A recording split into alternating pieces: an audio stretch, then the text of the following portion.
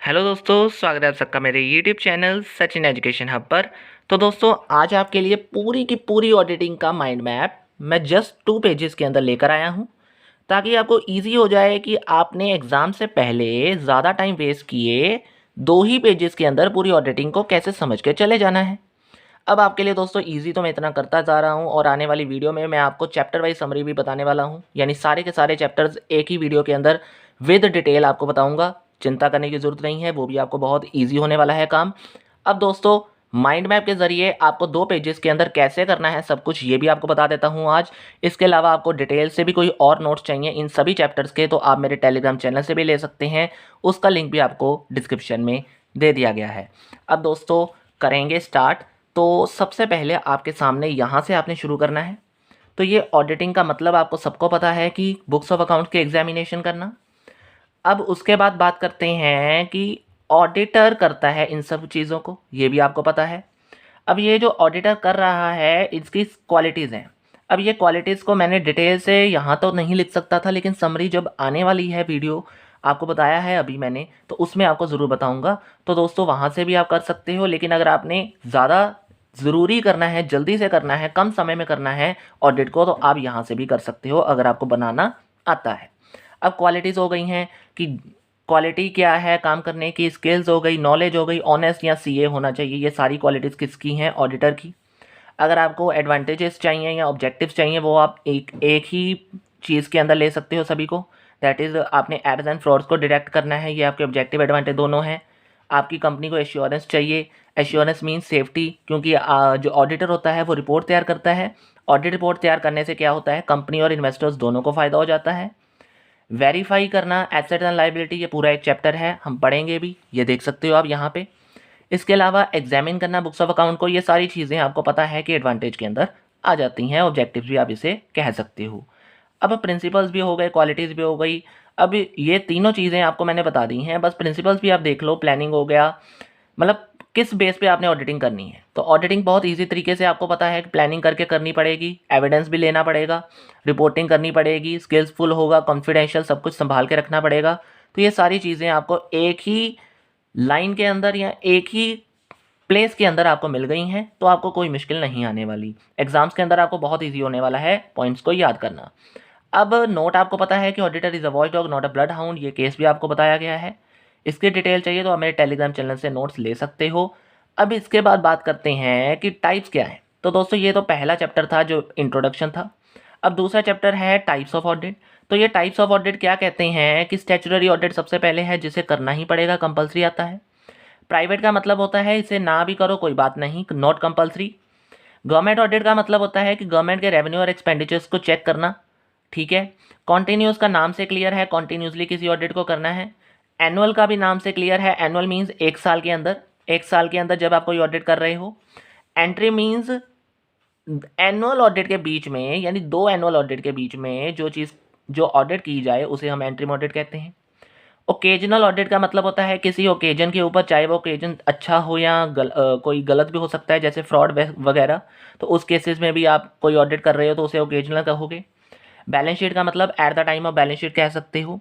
उसके बाद product audit का मतलब होता है कि पर्टिकुलर प्रोडक्ट को आपने एग्जामिन करने के लिए जो ऑडिट करनी है उसे प्रोडक्ट ऑडिट का नाम दे देते हो। इसके अलावा आती है सिस्टम ऑडिट। ये सारी के सारे मीनिंग दोस्तों मैंने लिखे हुए हैं। सिस्टम ऑडिट का मतलब है ऑब्जेक्टिव एविडेंस। बहुत छोटे से हिंट में मैंने आपको बताने की कोशिश की है कि अगर आपने एग्जाम से पहले समझना है कि उसका मतलब क्या है, लाइनें पढ़ने के बजाय हिंट पढ़ लो, ये बहुत ईजी होने वाला है आपके लिए। लेआउट मीन्स ऑल डिज़ाइंस, जितने भी डिज़ाइंस हैं कंप्लीट मेजरमेंट करना उसकी। लेयर्ड मीन्स सभी मैनेजमेंट लेवल की ऑडिटिंग करना। Internal audit means internal staff द्वारा जो ऑडिट की जाए। एक्सटर्नल मीन्स एक्सटर्नल स्टाफ द्वारा। और periodical means at a particular period जो ऑडिट की जा रही हो। तो दोस्तों, मेरे ख्याल से ये चीज़ आपको बहुत कम मिलेगी, कहीं पे भी मिलेगी कि एक ही लाइन के अंदर आपको सारे के सारे ऑडिट के जो मीनिंग्स हैं वो मिल गए हैं। अब दोस्तों, इसके बाद हम बढ़ते हैं, ये तो ऑडिट का हो गया। अब मैं यहाँ तक लेकर जाऊँगा। अब आपको ये चीज़ें हैं जो 3 ऑडिट प्रोसीजर, प्लान और प्रोग्राम, हमारा नेक्स्ट चैप्टर है। तो यहाँ पे आपने क्या करना है, प्रोसीजर का मतलब देखो कि मेथड्स को डिसाइड करना। प्लान का मतलब देखो कि ऐसी गाइडलाइंस हैं जिसे फॉलो करके ऑडिट करनी है। और प्रोग्राम मीन्स ऐसे स्टेप्स फॉलो करने हैं जिससे आपको ऑडिट एविडेंस आसानी से मिल सके। अब ये तीनों का मतलब तो हो गया। डिफरेंसेस अगर आपने इन तीनों के लेने हैं या डिटेल अगर आपने इन तीनों की लेनी है तो आपको वीडियोस मेरे सारे के सारे ऑडिट डिफरेंसेस की एक प्लेस पे मिल जाएंगी। आप प्लेलिस्ट भी चेक कर सकते हो, लिंक भी आपको डिस्क्रिप्शन में मिल जाएगा। अब उसके बाद बात करते हैं कि ऑडिट प्रोग्राम दो तरीके का होता है दोस्तों। अब ये दो तरीके का जो ऑडिट प्रोग्राम है आप इसे देख सकते हो कि फिक्स और फ्लेक्सिबल। अब ये जो फिक्स और फ्लेक्सिबल है इसका मतलब क्या है कि ये फिक्स का नाम से क्लियर हो जाएगा कि पूरी ऑडिट करते टाइम जिस मेथड को हमने चेंज नहीं करना उसे हम फिक्स ऑडिट प्रोग्राम कहेंगे, और जिसको हम चेंज कर सकते हैं उसे हमने फ्लेक्सिबल ऑडिट प्रोग्राम कह देना है।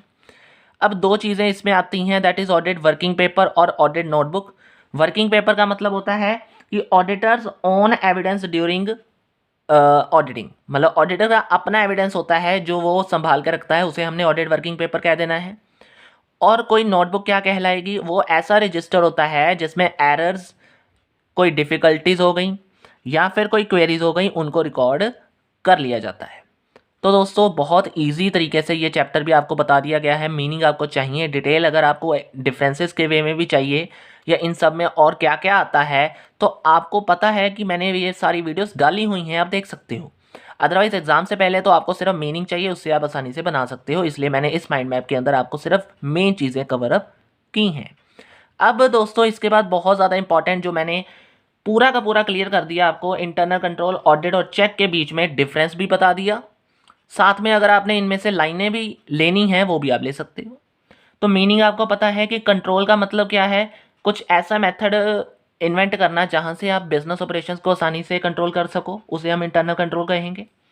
ऑडिट मीन्स ऐसा अरेंजमेंट करना जिससे आप ट्रांजैक्शंस को आसानी से वेरीफाई कर सको। और चेक मीन्स एक पर्सन दूसरे पर्सन का काम उसी समय चेक कर रहा हो। इसके अलावा स्कोप, इसका बड़ा है इसका छोटा, छोटा ये तो आपको पता ही है। कॉस्ट भी ज़्यादा इंटरनल कंट्रोल की लगेगी, इनकी ऑडिट फिर भी कम दाम पे हो जाएगा, और चेक आपको कम ही चाहिए क्योंकि इसमें ज़्यादा नहीं होता कुछ ऐसा काम, क्योंकि ये ज़्यादा यूज़फुल भी नहीं होता आजकल। इसके अलावा फोकस होते हैं, फोकस इसका मेन होता है कि एसेट्स को सेफगार्ड करना है, इसका मेन फोकस होता है कि एरर्स को डिटेक्ट करना है, और इसका मेन फोकस होता है कि उसे प्रिवेंट किया जाए, बचाया जाए। अब कंपल्जन क्या है, इंटरनल कंट्रोल आपको पता है कि आपने इसका मेन जो कंपल्जन आ जाएगी वो इम्पॉर्टेंट ही है कि इसे आपने करना ही करना है। ऑडिट का मतलब होता है कि कंपल्सरी इससे भी करना है, लेकिन चेक को करो या ना करो ये ज़रूरी चीज़ नहीं है। ये डिफरेंसेस भी कह सकते हो। क्यों ऐसा इसने लिखा है कंपल्जन, क्योंकि ये बहुत ज़रूरी चीज़ है, ये होगी तो तभी ये चीज़ें होंगी, इसलिए इसे इम्पॉर्टेंट माना गया है। नेचर आपको पता है, अब बहुत बार बता दिया कि मेथड्स, ये मेथड है कि कंट्रोल कैसे की जाए। इसके अलावा आपने चेक डिवाइस की बात आ जाती है कि आपने इंटरनल ऑडिट को कैसे चेक करना है, ये चेकिंग करता है और ये आपको करके दिखाता है कि आपने क्या करना है। इसके अलावा यूजेज है, ये बहुत ज़्यादा यूज़ होता है, ये लार्ज मतलब लार्ज ऑर्गेनाइजेशन के अंदर यूज़ किया जाता है, और ये लार्ज और स्मॉल दोनों, और ये लार्ज इसलिए क्योंकि इसमें स्टाफ की ज़रूरत पड़ती है, और अगर स्टाफ की ज़रूरत पड़े तो इसमें आपको लार्ज रखना पड़ेगा, स्मॉल नहीं आएगा। ये कन्फ्यूज़न नहीं आपने करनी यहाँ पे। अब गोल्स क्या है, इसका मेन है कि एक्टिविटी को कंट्रोल करना है, इसका मेन होता है कि एरर्स को फाइंड आउट करना है, इसका मेन होता है कि प्रिवेंट करना है। तो दोस्तों यहाँ तक अब आपको क्लियर हो गया होगा। यहाँ तक आपके 5 या 6 चैप्टर्स आपके बुक के अंदर कवर हो गए हैं। अब इसके बाद नेक्स्ट जो हमारा चैप्टर है या नेक्स्ट जो हमारा टॉपिक है वो है वाउचिंग का। तो दोस्तों ऐसे ही हम बढ़ेंगे आगे, चिंता मत कीजिए। थोड़ी सी लंबी होगी वीडियो, लेकिन आपको समझ आनी चाहिए, ये बहुत ज़रूरी चीज़ है। अब वाउचिंग क्या है, वाउचिंग का मतलब है कि जितने भी डॉक्यूमेंट्री एविडेंस से आप ट्रांजैक्शंस को रिकॉर्ड कर रहे हो उसकी एग्जामिनेशन करना। इसके अलावा आप इसे बैकबोन भी कहते हो ऑडिटिंग की, एजेंट्स भी कहते हो यानी इंपॉर्टेंट पार्ट, और 60% ऑफ ऑडिट वर्क आपका वाउचिंग के ऊपर ही डिपेंड करता है। तो बहुत सारी चीज़ें ऐसे ही हैं जो वाउचिंग के अंदर आपको ध्यान में रखनी है, और ये इंपॉर्टेंट पॉइंट्स आप स्टार लगाकर एग्जाम्स के अंदर लिख सकते हो। अब आप वाउचिंग ऑफ कैश बुक करनी है तो आप क्या करोगे, सबसे पहले डेबिट साइड देखोगे। डेबिट साइड में अगर देखो जी, अगर आपने डिटेल लेनी है तो आपको मेरी वीडियो पे मिल जाएगी। इसके अलावा अगर आपको हिंट चाहिए ना कि आपको ज़्यादा नहीं पढ़ना है तो आप यहाँ से ले सकते हो। तो ओपनिंग बैलेंस क्या लेना पड़ेगा आपको, लास्ट ईयर बैलेंस शीट से चेक करना पड़ेगा। वाउचिंग का मतलब क्या है, क्या चीज़ें चेक करनी है, तो opening balance last year balance sheet से चेक करोगे। रेंट रिसीव कितना आया है उसे कैसे चेक करोगे, डीड से चेक करोगे, रेंट डीड से। टोटल रेंट चेक करोगे या रेंटल एग्रीमेंट चेक करोगे। इसके अलावा कोई डेटर से आपने कैश रिसीव किया है तो उसमें कार्बन कॉपीज़ को चेक करोगे, कैश रजिस्टर को चेक करोगे, और कैश बुक को मतलब आपने सीरियली नंबर किया है कि नहीं, इसे भी देखोगे। कोई सब्सक्रिप्शन है तो वहाँ पे आपने सब्सक्रिप्शन रजिस्टर चेक करना है और कार्बन कॉपीज़ को चेक करना है। कहीं पे फिक्स एसेट्स की बात की गई है, सेल की है, तो आपने वहाँ पे सेल कॉन्ट्रैक्ट को चेक करना है और ऑथराइजेशन क्या सेल की सही है या नहीं, उसे चेक करना है। कोई इन्वेस्टमेंट की सेल की गई है तो बैंकिंग स्टेटमेंट देखोगे और ब्रोकर कमीशन देखोगे। ये सारी चीज़ें तो डेबिट की हो गई। अब यहाँ नहीं जाना आपने, ये देखो एरो मैंने इसलिए लगा दिया कि आपको समझ आ जाए कि क्रेडिट साइड पे आपने जाना है तो ओपनिंग बैलेंस होता नहीं है इस, लेकिन अगर हो तो उसे ओवरड्राफ्ट माना जाता है, इसलिए ओडी लिख दिया। पेमेंट टू क्रेडिटर का मतलब होता है रिसिप्ट इशूड, आपने चेक करनी है और साथ में देखना है कि स्टेटमेंट ऑफ अकाउंट कैसे हैं। सैलरी पेमेंट अगर आपने की है तो उसमें सैलरी रजिस्टर देखोगे और न्यू एम्प्लॉय कब आया है, उसकी अपॉइंटमेंट कब हुई है, वो देखोगे।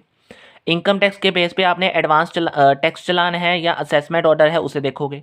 दोस्तों बहुत इजी है, ध्यान से इस चीज़ को समझो कि आपने किन किन चीज़ों को, सीधी सी बात है, आपने हिंट ले लिया यहाँ से क्या चीज़ें देखनी है, याद करना चाहते हो लेकिन याद करने की ज़रूरत नहीं है। क्यों? क्योंकि अगर आपने ध्यान से देखा हो तो अगर आपने सैलरी चेक करनी है तो क्या चेक करोगे, इतना तो आपको पता है ना। थोड़ा सा दिमाग लगाओ, ये सारी चीज़ें बेसिक हैं। अगर आपको थोड़ा सा भी दिमाग में आ रहा हो कि सैलरी चेक करनी है किसी को, अगर सैलरी देनी है तो उसका रजिस्टर चेक करोगे ना पहले, कौन सा अटेंडेंस देख सकते हो, सैलरी रजिस्टर देख सकते हो, ताकि आपकी ऑडिटिंग अच्छे से हो सके। और अगर आपने लास्ट में प्लांट एंड मशीनरी को परचेज़ किया है तो वहाँ पे आपने क्या देखोगे कि इन्वॉइस देख लोगे कि हाँ जो आपने ख़रीदा है उसका इन्वॉइस क्या कह रहा है, और एक्साइज ड्यूटी की ट्रीटमेंट क्या सही है, क्योंकि परचेज़ के ऊपर आपकी एक्साइज ड्यूटी लगती है, तो क्या वो सही है या नहीं। तो दोस्तों ये भी हो गया। इसके अलावा लेजर वाउचिंग देखोगे तो इसमें आपको ज़्यादा डिटेल वैसे करने की ज़रूरत नहीं है, लेकिन फिर भी मैंने बताया है कि इसमें दो चीज़ें होती हैं, परचेज लेजर और सेल्स लेजर। अगर आप परचेज लेजर कर रहे हो तो आपने क्या क्या चीज़ें चेक करनी है, क्रेडिट बैलेंस देखना है, कैश बुक देखनी है, परचेज रजिस्टर देखना है और बैलेंस आपने बिल्स पेएबल बुक देखनी है। अब आपको पता है कि बिल्स पेएबल यहाँ पे आएगा तो ऑटोमेटिकली बिल्स रिसीवेबल आपका सेल्स के ऊपर आएगा। अगर यहाँ पे क्रेडिट बैलेंस है तो यहाँ पे डेबिट बैलेंस आएगा, क्योंकि सेल्स डेटर्स के साथ रिलेट करती हैं और परचेज क्रेडिट के साथ रिलेट करती हैं। तो हो गया ये भी। इसके अलावा अब बहुत इंपॉर्टेंट जो मैंने वहाँ पे भी बात की थी वेरिफिकेशन की, तो ये भी आपको हिंट के साथ डिटेल आपको वीडियो में मिलेगी आपको, लेकिन हिंट वाइज अगर आपने पढ़ना है, आसानी से जल्दी से पढ़ना है, समझना है, सिर्फ समझना है, या फिर आपको पता है कि आपने कैसे बनानी है चीज़ें, तो आप यहाँ से भी ले सकते हो।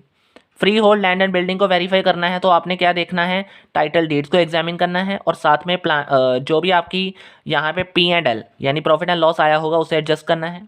मोटागेज प्रॉपर्टी के अंदर मोटागेज डीड को देखोगे आप और कंफर्म करोगे कि क्या एक से ज़्यादा मोटागेज प्रॉपर्टी तो नहीं है। बिल्डिंग के वैल्यूएशन आप कैसे करोगे कि cost plus close minor depreciation हमेशा होनी चाहिए, क्योंकि आपको पता है बैलेंस शीट के अंदर डेप्रिसिएशन ऐड नहीं होती। कैश इन हैंड अगर आपने देखना है तो एक्चुअल काउंटिंग सही है या नहीं, उसे वेरीफाई करोगे और लास्ट ईयर बैलेंस शीट के साथ एक बार कैश इन हैंड को देखोगे मैच करके। सन्डे डेटर्स देखने हैं तो बुक डेट्स को अच्छे से वेरीफाई करोगे और सेल्स लेजर भी अच्छे से देखोगे, क्योंकि डेटर्स की बात की गई है। और अगर आप लाइबिलिटीज़ के अंदर क्रेडिटर्स की बात कर रहे हो तो ऑटोमेटिकली आप यहाँ पे सेल्स लेजर देख रहे हो तो यहाँ पे परचेज लेजर देखोगे। और साथ में अगर लोन की बात की जाए तो सबसे पहले आपने वेरीफाई करना है कि लोन की अमाउंट वेरीफाई करके देखनी है क्या वो सही है या नहीं, और साथ में देखना है कि उसके ऊपर जो इंटरेस्ट कैलकुलेशन की गई है क्या वो अच्छे से की गई है कि नहीं। तो दोस्तों ये भी आपका यहाँ पे हो गया।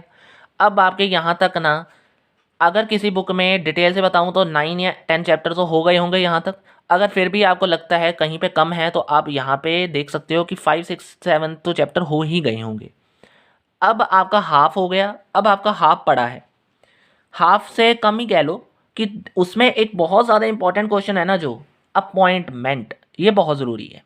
तो इसे आपने ध्यान से देखना है दोस्तों। बहुत इजी तरीके से आपको समझाने की कोशिश की है कि अगर आपने फर्स्ट ऑडिटर लेना है तो नॉन गवर्नमेंट कंपनी के अंदर सबसे पहले बोर्ड करता है 30 डेज़ में। अगर बोर्ड फेल हो जाए तो 90 डेज़ में उसके बाद मेंबर्स देखते हैं कि एजीएम के अंदर कैसे आपने ऑडिटर की मतलब फर्स्ट ऑडिटर की अपॉइंटमेंट को करना है। अगर आप गवर्नमेंट कंपनी की बात करें हो तो 3 प्रोसेस आएंगी। सबसे पहले C&AG यानी कंट्रोलर एंड ऑडिट जर्नल देखोगे 60 डेज़ के अंदर कि फर्स्ट ऑडिटर कैसे अपॉइंट करना है। उसके बाद अगर फर्स्ट ऑडिटर मतलब ये C&AG फेल हो जाते हैं तो बोर्ड देखेगा नेक्स्ट 30 डेज़ में। नेक्स्ट का मतलब है 60 + 30 90 डेज़ के अंदर अंदर। उसके बाद बोर्ड अगर फेल हो जाता है तो की मैन पर्सनल भी यानी मेंबर्स देखेंगे एजीएम के अंदर 60 डेज़ में कैसे आपने फर्स्ट ऑडिटर को देखना है अपॉइंट करने के लिए। तो दोस्तों हिंट वाइज आपको बताने की कोशिश की है, ज़्यादा जाने की ज़रूरत ही नहीं है, एग्ज़ाम से पहले यही तो चीज़ें चाहिए होती हैं। अब कैजुअल वैकेंसी देखो, अगर आपने कैजुअल वैकेंसी के लिए ऑडिटर की अपॉइंटमेंट करनी है तो सबसे पहले बोर्ड ऑफ डायरेक्टर 30 डेज में करेगा, और अगर बोर्ड फेल हो जाता है तो 30 डेज में नेक्स्ट एजीएम तक आप क्या करोगे, नए कैजुअल वैकेंसी को मतलब फिल करने के लिए आपने क्या करना है, ऑडिटर को अपॉइंट करना है, और ये auditor next annual general meeting तक रहेगा। गवर्नमेंट कंपनी का अंदर केस क्या है, जब भी गवर्नमेंट कंपनी आएगी ना, आपने एक वर्ड तो लिखना ही है, सबसे पहले कंट्रोलर एंड ऑडिट जनरल ही करेगा, इसके अलावा कोई नहीं करेगा। बस आपने डेज देखने हैं, और डेज आपको एक ही चीज़ के अंदर दे दिए गए हैं, एक ही यहाँ पे आपको प्लेस पे दे दिए गए हैं, तो आपको ईजी रहेगा। सबसे पहले आपका यहाँ पे 30-90 था, 60-30-60 आ गया, फिर 30 डेज यहाँ पे है। अब ये चीज़ें आपने देखनी है कि गवर्नमेंट में कंट्रोलर एंड ऑडिट जनरल तो करेगा, अगर वो फेल हो जाता है तो मेंबर करेगा। तो बहुत इजी है कि सिंपल नॉन गवर्नमेंट में बोर्ड और मेंबर आएंगे, गवर्नमेंट में सबसे पहले कंट्रोलर एंड ऑडिट जनरल, फिर बोर्ड और फिर मेंबर। इसी तरीके से अब अगर आप रेटिफिकेशन की बात करते हो तो उस केस में क्या होगा, नॉन गवर्नमेंट के केस में बोर्ड ऑफ डायरेक्टर करेंगे, और जो गवर्नमेंट कंपनी है उसमें रेटिफिकेशन का ऑप्शन ही नहीं होता। तो यहाँ पे अब आपको क्लियर हो गया। डिटेल से लेनी है इसकी एक्सप्लेनेशन तो आप मेरे वीडियो से भी ले सकते हो, ये वीडियो सेपरेट मैंने बनाई हुई है। रिटायरिंग पार्टनर है, उसमें नॉन गवर्नमेंट कंपनी हो या गवर्नमेंट कंपनी हो, तो वो चीज़ क्या होती है कि रिटायरिंग पार्टनर हमेशा रीअपॉइंट किया जाता है, और तब किया जाता है कि अगर वो इसलिए डिस्क्वालीफाई ना किया गया हो कि उसे दोबारा रखा जाए, या फिर उसने कोई नोटिस राइटिंग में ना दिया हो, तब तो उस केस में रिटायरिंग पार्टनर रीअपॉइंट कर दिया जाता है। और इफ़ नो ऑडिटर, कोई ऑडिटर रिपॉइंट नहीं किया गया, तो उसमें जो पुराना ऑडिटर या रिटायरिंग पार्टनर है वही आपको यहाँ पे, यानी रिटायरिंग ऑडिटर ही वहाँ पे एग्जिस्टिंग ऑडिटर एज रखना पड़ता है, और वहाँ वो यहाँ तक कब तक रहेगा, यानी रीअपॉइंट किया जाएगा 6th एनुअल जनरल मीटिंग के कंक्लूजन तक। तो दोस्तों बहुत ईजी तरीके से मैंने ये भी क्वेश्चन आपको बता दिया।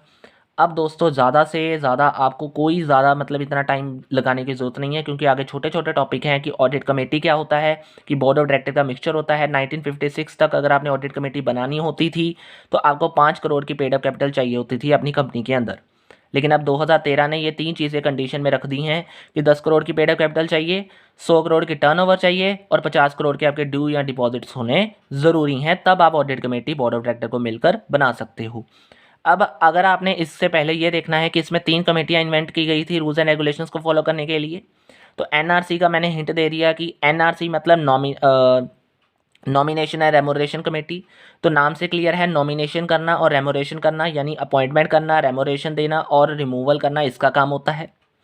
CSR कहते हैं, that is corporate social responsibility committee, तो इसमें रिलेटेड टू सोशल रिस्पॉन्सिबिलिटी होता है, और 3 डायरेक्टर्स होते हैं, जिसमें से एक इंडिपेंडेंट होता है, और 2% प्रॉफिट आपने इन एक्टिविटीज़ के लिए रखना ही होता है, ये इसका मेन ऑब्जेक्टिव होता है।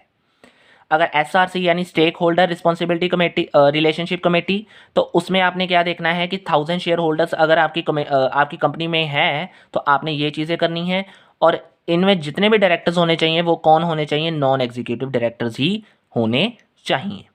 और अगर आप बात कर रहे हो यहाँ पे क्या चीज़ें मेन हैं, तो आपने इनके फंक्शंस ले लो या इनकी पावर्स ले लो, तो यहाँ पे आपको डिटेल से बता दी गई हैं एक ही चीज़ के अंदर, चाहे पावर्स लिख दो चाहे फंक्शंस लिख दो, वो दोनों चीज़ें आपकी यहाँ पे कवर हो जाएंगी, आप देख रहे हो।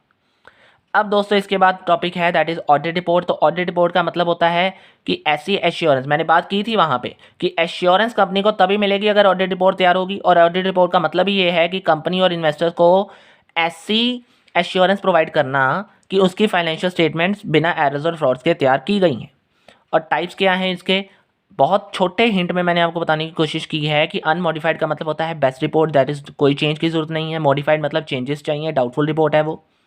एडवर्स का मतलब होता है कि बहुत ज़्यादा बैड रिपोर्ट जिसमें फ्रॉड्स एंड एरर्स ही भरे गए हों। और डिस्क्लेमर ओपिनियन का मतलब होता है जहाँ पे ऑडिटर ओपिनियन देने से मना कर दे कि मैंने ये चीज़ नहीं बतानी या ये चीज़ नहीं करनी। हो गया ये भी।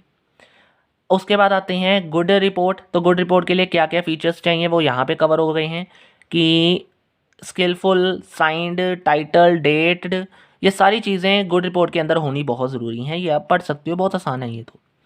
अब दोस्तों यहाँ से ना मैंने यहाँ तक तो आना था, लेकिन कोई बात नहीं, आपका ये चैप्टर यहाँ पे कवर हो जाए, या ये अलग से भी क्वेश्चन आता है। ये क्वेश्चन के वाइज आप कह सकते हो ये क्वेश्चन हो गया, ये क्वेश्चन हो गया, ये क्वेश्चन हो गया, ये क्वेश्चन हो गया। तो आप यहाँ पे अगर इस क्वेश्चन की बात करो कि राइट्स और कमेटीज तो आप मतलब आपको मैंने रिपोर्ट और कमेटी तो बता दिया।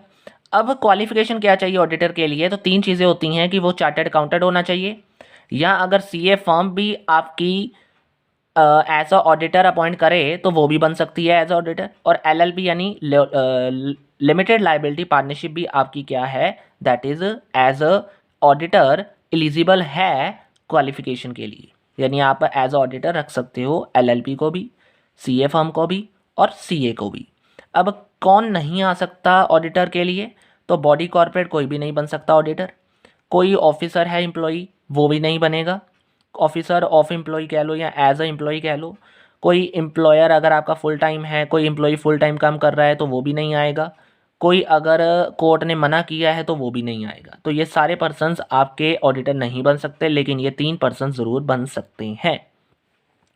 अब यहाँ पे दोस्तों डिटेल चाहिए तो आपको पता है वीडियो में मिलेगी, या आप मेरे नोट से भी ले सकते हो, लेकिन अगर आपको एग्ज़ाम से पहले कुछ पॉइंट्स भूल गए हैं तो आप इस चीज़ों को देख सकते हो आसानी से। तो राइट्स एंड ड्यूटीज़ हैं, तो राइट्स के मतलब आपने बुक्स ऑफ अकाउंट्स को चेक करने का हक है, आपको यहाँ पे चेक करने का हक कौन कौन सा है, तो बुक्स ऑफ अकाउंट को चेक कर सकते हो, ब्रांच अकाउंट को इंस्पेक्ट कर सकते हो, ऑडिट की रिपोर्ट को साइन करना आपका हक है, आपकी रेमुनेशन आपको लेना हक है, आपको नोटिस मिलना चाहिए एजीएम का, और इन्फॉर्मेशन या फिर आपने एक्सप्लेनेशन लेने का भी हक आपको है। ड्यूटीज़ यानी कब आपने कौन सा काम करना ही है, यानी आपकी ड्यूटी है तो ऑडिट रिपोर्ट आपको तैयार करनी पड़ेगी, ब्रांच अकाउंट को इंस्पेक्ट करना पड़ेगा, अगर कुछ गलत किया है तो डैमेजेस देने पड़ेंगे, कोई फ्रॉड रिपोर्ट तैयार की है तो उसके लिए डैमेजेस देने पड़ेंगे, ऑडिट स्टैंडर्ड्स को फॉलो करना बहुत ज़रूरी है, और साथ में आपको वाइंड अप के टाइम पे कंपनी की मदद करना भी बहुत ज़रूरी है। अब दोस्तों ज़्यादा टाइम नहीं है आपके पास, बहुत इजी तरीके से आपको बताने वाला हूँ कि मैनेजमेंट ऑडिट क्या होता है, कि मैनेजमेंट एक्शंस और डिसीजंस को एग्जामिन करना ताकि उनकी परफॉर्मेंस को एनालाइज किया जाए, that is called management audit. क्या क्या चीज़ें होती हैं ये आप देख सकते हो, कि करंट लेवल सेटिस्फैक्शन देना मैनेजमेंट ऑडिट का मतलब होता है, ऑब्जेक्टिव्स ले लो, एडवांटेज ले लो, सभी इसमें कवर हो गए। ठीक है, प्रोसीजर अगर आपने करना है तो सबसे पहले ऑडिट प्लान करो, फिर एग्जीक्यूट करो, फिर रिपोर्ट तैयार करो, फिर एक्शन ले लो। ये 4 चीज़ें मैनेजमेंट ऑडिट करता है, और ये 4 चीज़ें बहुत ज़रूरी हैं। और साथ में एक पॉइंट आता है कि ये चीज़ें ज़्यादातर फोकस करता है, यानी ये ऑडिट ज़्यादातर फोकस करता है कि रिजल्ट्स के ऊपर कैसे आपने इफेक्टिवनेस और स्टेबिलिटी रखनी है, कंट्रोल करना है अपने रूल्स और मेथड्स को। तो ये सारी चीज़ें मैनेजमेंट ऑडिट का ये मेन पॉइंट है, एज अ नोट आप इसे लिख सकते हो, और ये एडवांटेज ऑब्जेक्टिव्स की तरह आपके लिए काम आ सकती हैं। अब दोस्तों लास्ट जो टॉपिक है आज का वो ये है कि आपने ईडीपी इन्वायरमेंट तो सुना होगा, इसकी रीसेंट ट्रेंड आई हुई है, तो ये चीज़ें क्या हैं दोस्तों, ये मैंने बताया भी था, एक वीडियो सेपरेट बनाई भी हुई है, ये क्वेश्चन भी आपको आया हुआ है ईडीपी इन्वायरमेंट के ऊपर, इलेक्ट्रॉनिक डाटा प्रोसेसिंग ऑडिटिंग के ऊपर इन्वायरमेंट ऐसा होता है तो उसमें आपने ऑडिटिंग कैसे करनी है, ये चीज़ें हैं। तो इसका मतलब होता है कि आपने इवेलुएट करना है एक्यूरेसी और प्रॉपर फंक्शनिंग ऑर्गेनाइजेशन की डाटा प्रोसेसिंग के ऊपर जो चल रही है, यानी ऑर्गेनाइजेशन का जो डाटा प्रोसेस हो रहा है क्या वो अच्छे से हो रहा है कि नहीं हो रहा, एक्यूरेट है या नहीं, वो सारी चीज़ें क्या कहलाती हैं, ईडीपी ऑडिट। और इसकी एक प्रोसेस होती है कि सबसे पहले आपने डाटा लेना है इलेक्ट्रॉनिक फॉर्म में, फिर उसे कन्वर्ट करना होता है, फिर कंप्लायंस टेस्ट यानी इंटरनल कंट्रोल या चेक सिस्टम को चेक करो आप कि जो भी आपने फॉलो किया है, फिर सब्सटेंसिव इसकी डिटेल लेना है तो आपको वहाँ पे मिल जाएगी वीडियो के अंदर। लेकिन अगर आपको इसका मतलब यहाँ पे सीधा साधा जानना है तो ये मतलब होता है कि सबसे पहले डाटा ले लो, फिर ऑडिटर उसे अपने मतलब से कन्वर्ट कर ले, फिर इंटरनल कंट्रोल सिस्टम चेक कर ले अगर करना है, और अगर कोई चीज़ इसके अलावा भी चाहिए क्लाइंट्स की रिपोर्ट के रिलेटेड, मतलब वो भी आप यहाँ पे टेस्ट कर सकते हो, और जो भी आपने कर लिया उसके बाद रिपोर्ट बनाना भी इसके अंदर बहुत ज़रूरी होता है। तो दोस्तों आई होप यहाँ से आप देखोगे तो ये सारी चीज़ें आपने 25 मिनट के अंदर कवर कर ली हैं। तो दोस्तों यहाँ से देखो ये चीज़ आपको क्लियर हो गई, ले लो स्क्रीनशॉट, और यहाँ से ये चीज़ क्लियर हो गई, ले लो स्क्रीनशॉट। अगर आपको नोट्स चाहिए वो आपको टेलीग्राम चैनल पे मिलने वाले हैं दोस्तों, इसकी चिंता मत करो। आज के लिए इतना ही है दोस्तों, वीडियो आपको अच्छी लगी है तो please like share and subscribe कर देना। कहीं पे प्रॉब्लम आ रही है तो नीचे दिए कमेंट बॉक्स में कमेंट भी कर सकते हो। आज के लिए इतना ही, थैंक यू वेरी मच।